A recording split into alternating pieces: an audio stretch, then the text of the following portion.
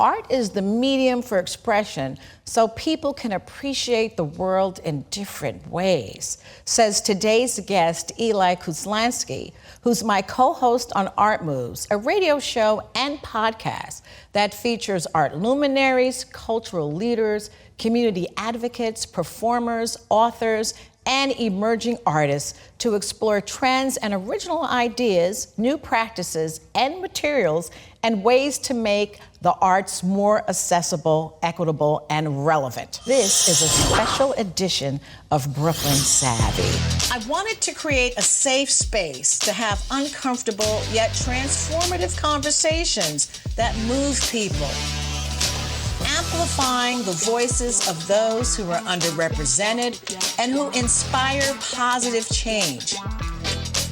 I'm Toni Williams, and this is Brooklyn Savvy. Welcome, Eli. So wonderful to have you on. So how are you feeling? How are you feeling? You feeling good? Yeah, fine. I'm really good. Now we're going to talk about Art Movez, but what I first want to talk about is you. One of the things that you say to me is, I'm a Brooklyn boy.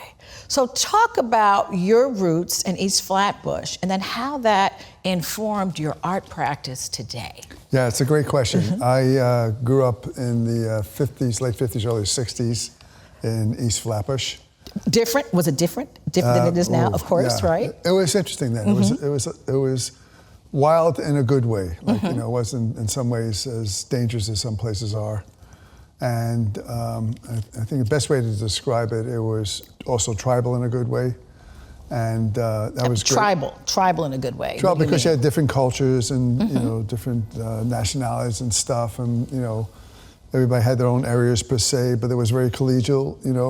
As I think I mentioned to you before, I went to one of the first integrated schools in Brooklyn, and for us it was just us. There was no them and us. That's interesting. Yeah, but yeah. And I thought that was great because it gave you an appreciation for other perspectives, people's perspective on the world. And, there was definitely a very straightforward kind of, no-nonsense view of life in a way. Now, who's your tribe?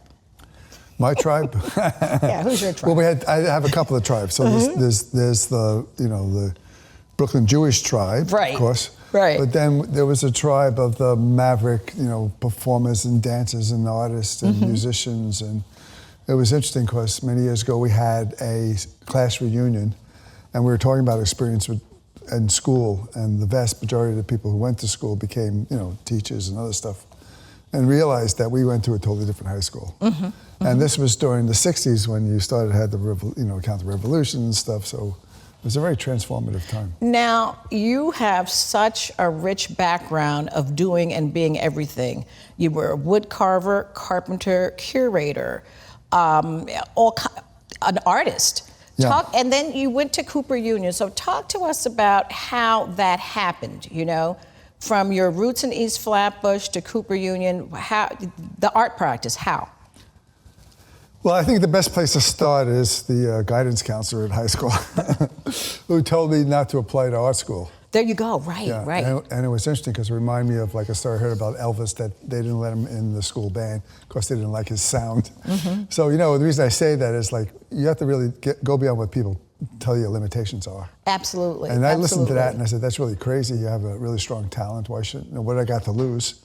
And he ended up getting a scholarship, a full scholarship, both Pratt and Cooper. So it shows you, where that's at. And, now, when you talk about, the talent, when did you realize that you had this artistic? And what did that look like? What was your experience of that? Well, I realized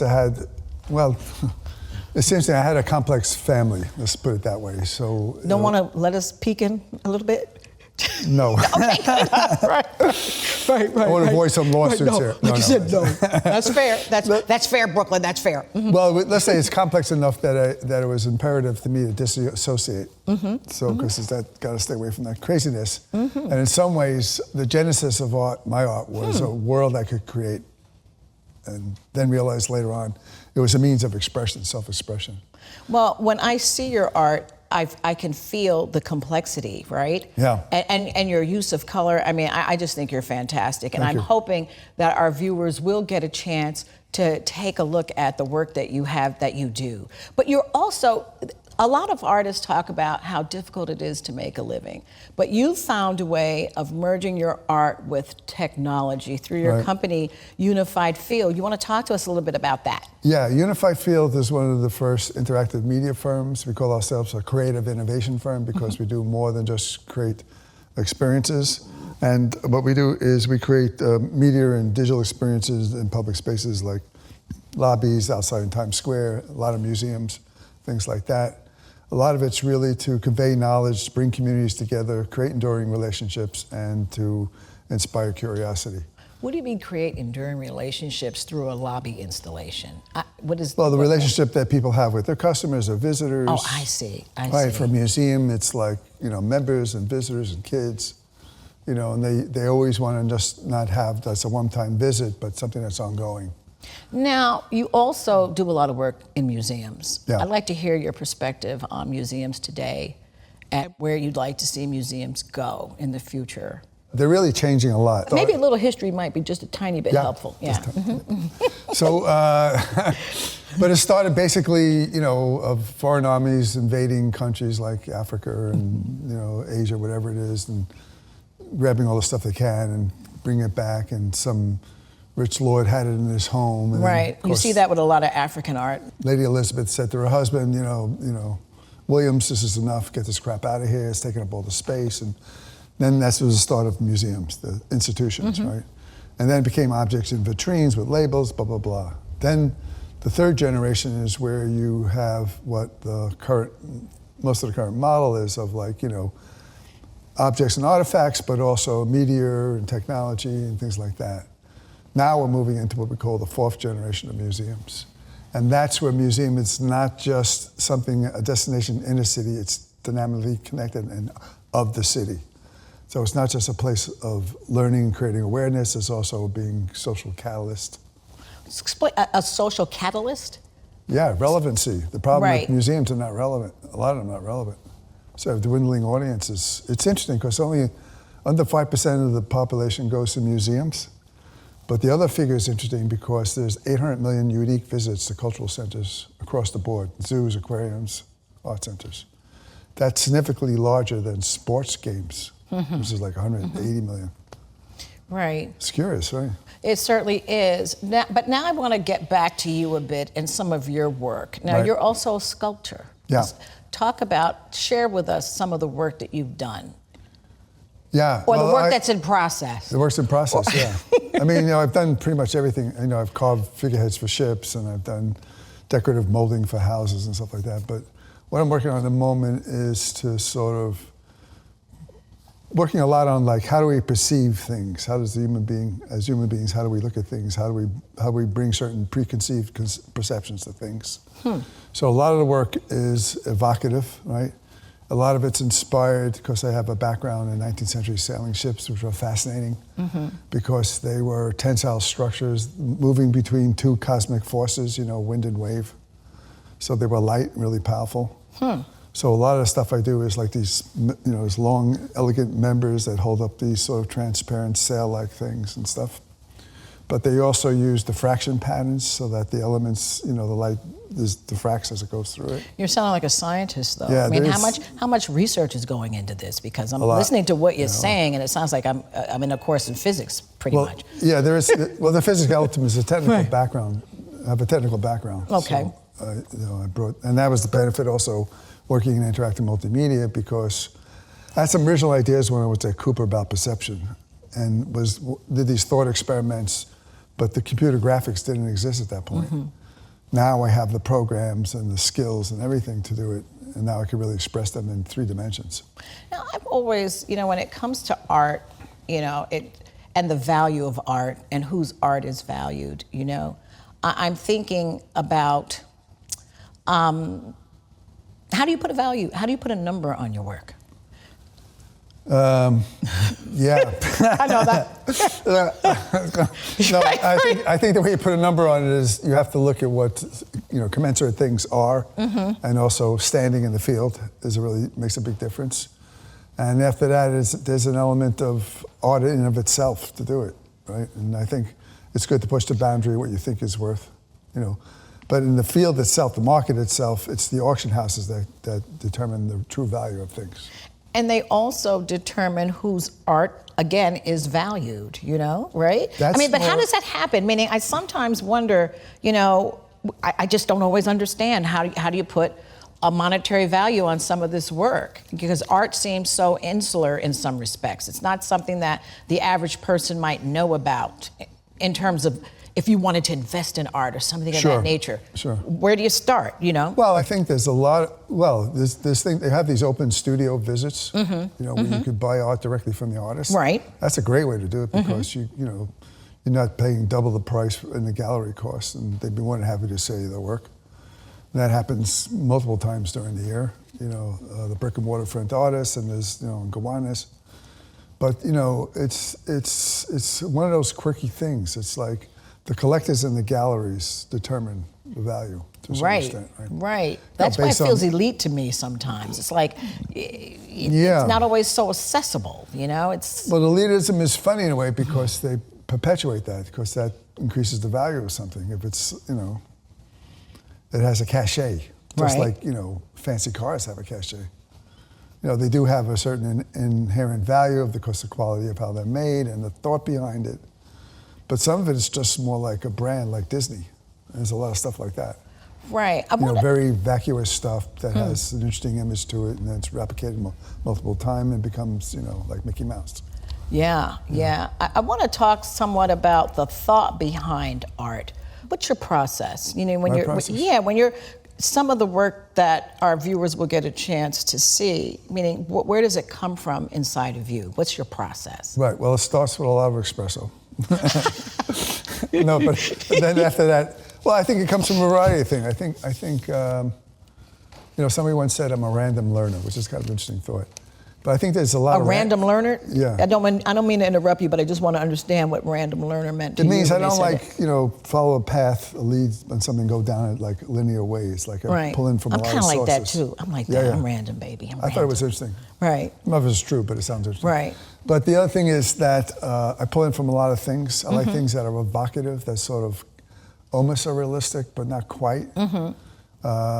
You know, I spent, decades sitting on the subway drawing portraits on little cards. I think in a lot of ways those sort of inspire some of the things I'm doing now. Like, how do you take something like digital artwork and imbue it with humanity, you know? Yeah, because does digital art have heart? Most do not. Right. So who wants it? No, I don't mean it that way, but I mean, wouldn't one want? I would love something where I feel a soul in it, but I guess that would be coming from me and not necessarily the artist. No, it could come from there's right. Don't you think that there's certain work that comes from another place? You know, like your spiritual core, so to speak. Oh, I think there's a lot of that stuff in there. I don't think that's necessarily, you know, embedded in the fact that it's digital. Okay. See, digital is just a methodology. And I think the challenge a lot with a lot of digital work is that it's clever but soulless. Like it doesn't have that kind of soulless, You know, when you look at a painting. It's flat in a weird way, so to speak. It depends. Or one-dimensional. Yeah, but that's like saying, you know, looking at one car and saying this is all cars. Okay. Right? It's like Fair. It's true up to a certain point. So I think the thing is that you can do it, and I've seen do it, and I do it in my work too.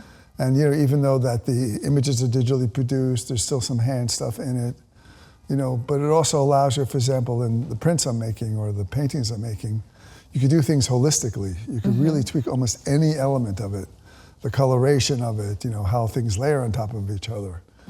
But you know, there's still you could put a lot of emotive stuff in it, even though the process is digital. So let's talk about something that you say a lot is about the Oh, the Renaissance. Right. Well, I have to be careful. There's a lot of things I say. Right, there is, but we won't. Okay, we won't. Right, but you're talking about this whole Renaissance. Let's dive into that a bit because listen to this. You're on to something. Yeah, I'm not the only one saying this. But it's first of all, I got to just have a little caveat that, you know, Renaissance is a very Eurocentric word. Now, the reason I know this is because we did some consulting for museums in the Middle East, and you know, somebody pointed this out to me and says, "Yeah, that's right," because they don't That's right. Because what did that mean there? That is, yeah. It has no significance, really? Well, it was a different path they took. Right. But Renaissance in French, I believe, means rebirth. And the original Renaissance was a renewed interest in Greek and Roman art brought into a new century. But the mechanics of that was the plague, the bubonic plague. And what happened was that bubonic plague loosened the grip of the Catholic Church on society. And because of that, like, individualism and secularism could rise. Secularism. Yeah, the person, not just, you know. And it's really at that point before art was also just an expression of power. The power of the royalty and the power of the church. Because a lot of people were illiterate. That's some beautiful artwork was created during that time. Magnificent. I think some of the best, right? That we still appreciate now. Oh, right? totally, yeah. Right. Michelangelo, Leonardo da Vinci. I mean, I'm throwing out very common names, but you know. Yes, absolutely. That's absolutely true. But anyways, the fact that the church had such a tight grip on society and individuals, and also, you know, the fact that it wasn't religious per se, was the fertile ground for the beginning of the Renaissance in Italy.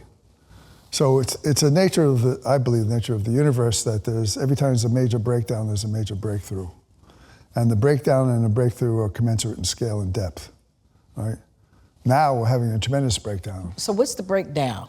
Well, civil rights, you know, gay rights, women's rights, you know. COVID played a part in the breakdown. Freedom, democracy, I mean, you know, take your pick. It's a big list. Right. But the other side is that you take something like the vaccine.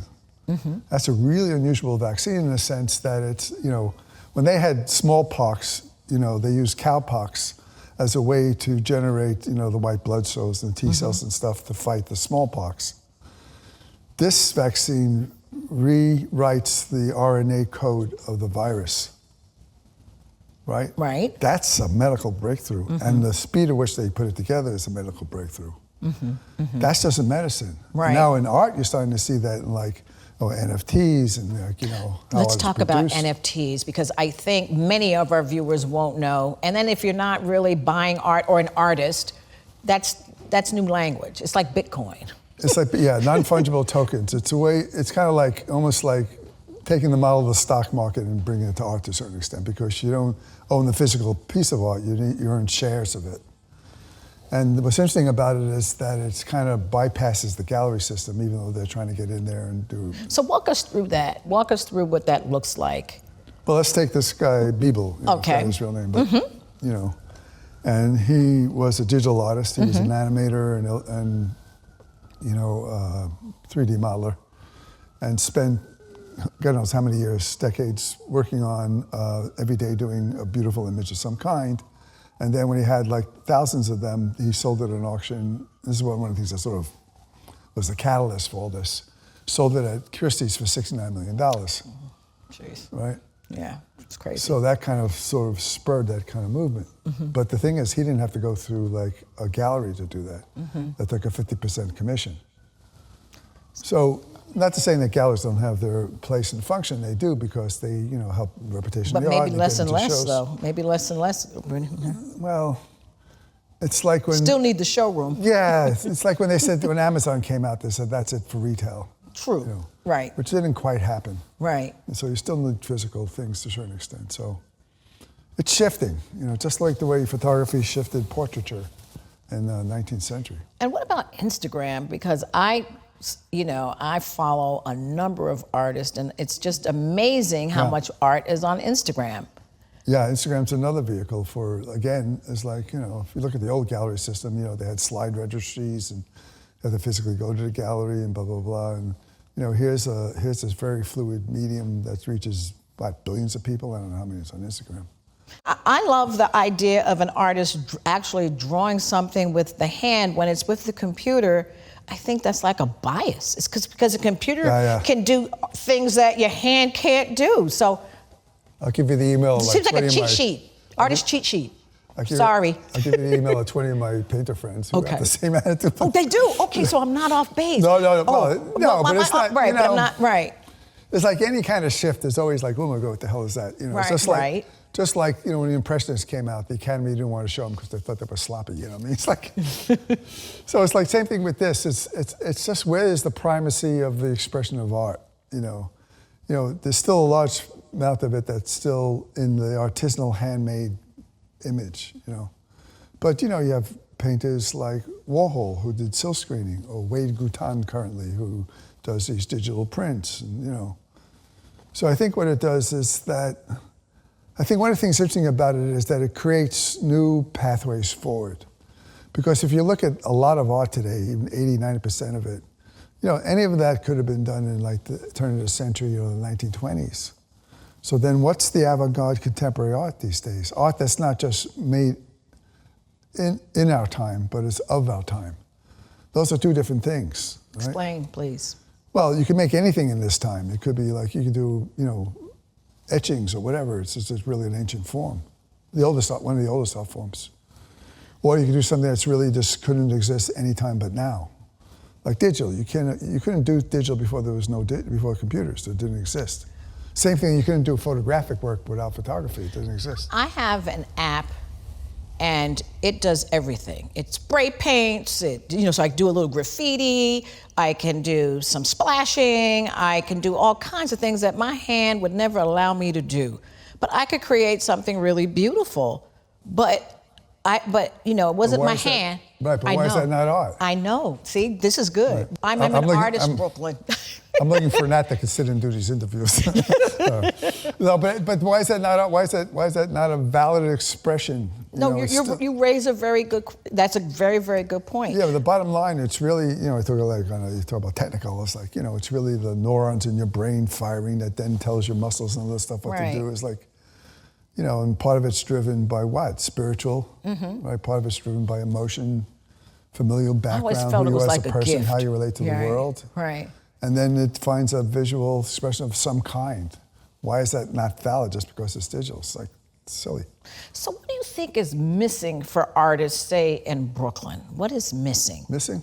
Yeah. What is it that could make your practice soar, or that is in the way of you being all that you would want to be as an artist? I hate to say it, but actually, you and I are working with the Brooklyn Art, you're on the chair of the, yes. So Brooklyn Art Council, one of the projects that we're developing is the dynamic engagement portal. Excellent, yes. I think it's Let our viewers know what that is. What is a dynamic engagement portal? It's a web-based resource that basically has a lot of different information of it and ways to connect communities and people who want to find out resources on how to build things, but also simple things like, okay, I'm going to do an installation. What's the contract to do it with a museum? How much does that cost? How do I do that?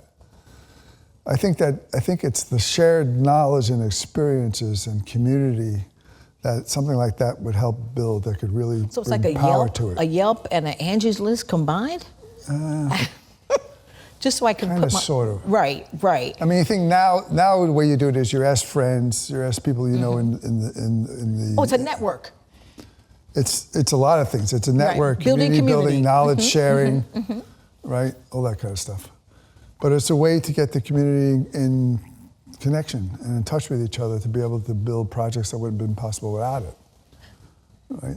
Like, for example, like I say, contracts, how do you figure out what to charge for something? Yeah. Because in a lot of ways, artists one might say you kind of work in isolation. They do. Right, so you work in artists are in the studio painting and, maybe they know, and the emerging artists may not know. And then, there's a lot of myths about, art and commerce. It's a myth because I'll give you two examples. One, Picasso, when he had a deal with his gallery, he'd have his assistant and him do role playing. Like the assistant would be the gallerist and he'd be the artist, and Well, that was a way of learning, right? Well, it's more a way of learning, that's sort of practicing what the conversation is going to have with the commercial aspect of his work. Yeah. Why the need for a radio show that talks about art?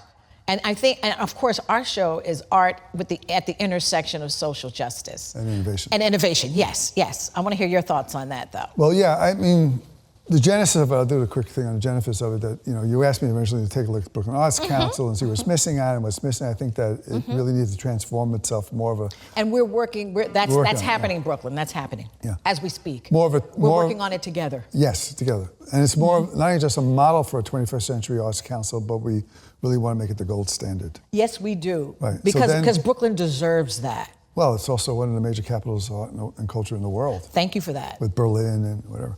Great soundbite. Yeah. Well, yes. I'm a Brooklyn boy. Yeah. So anyway, so the other thing I think about it is that we came up 4 pilots, Mentorship, Art Innovation Award, the DEP, the Dynamic Engagement Portal, which is funded, right? Thanks. Right, and then of course Art Movez. And Art Movez. Right. And Art Movez started up as a podcast, and what you and I thought was that there was these really important conversation that art doesn't exist as some kind of island in society, that it really has could be a powerful force, and is a powerful force for, social change and also interaction and community engagement, and also personal expression, but nobody was really talking about it in those terms, right? And not just in terms of like the social justice part of it, but also innovation. Like, who's talking, aside from like who's showing where in which gallery or which museum, where's the people talking about what people are doing innovative in the art, in the broader context of society? And you are also a mentor for New Ink. Yes. And I think that really is, there's a segue there. Talk about, because when I think of art, I think about the end product. Especially when it comes to visual art. Other arts, no. When we're talking dance, music, I'm in a different world. But when it comes to visual art, I think of the end product. You worked as a mentor at New Ink, and there's just so many interesting creatives, because now there's that creative. Talk about some of your work there with the creatives. I think what we're seeing as one of the breakthroughs is that the division between categories of things. Like you can see some companies that are doing, is it architecture, is it fine arts, is it media, those lines are blurring. And to the brilliance of the people who created New Ink, and New Ink is a creative studio, creative accelerator invented by the new museum, which is very unusual for an art museum to do this. And what it is a program that people, submit their work to and also submit their ideas to, and usually in some part of the creative art, performing or creative arts, dances, whatever it is. And they have some kind of project they want to develop that could be commercial, could be not. And they need help doing it. So they get office space, they get mentor programs, they get, exhibitions, shows and stuff for their work. And a lot of these companies actually get seed funding and become really vibrant companies, believe it or not. But the people are amazing. So what's your role? You were a mentor. What did that look like for you? I've been mentor for 5 years so far. And basically what you do is you work with the mentee and you help them in different aspects. Some of them need more help on the business side, some need more on the marketing side, some people need more on the creative technical side. I'm more on the creative technical side, a little bit on the business side. Always. Eli, it was fascinating talking to you. So wonderful. Thank you. And we will see you next time on Brooklyn Savvy.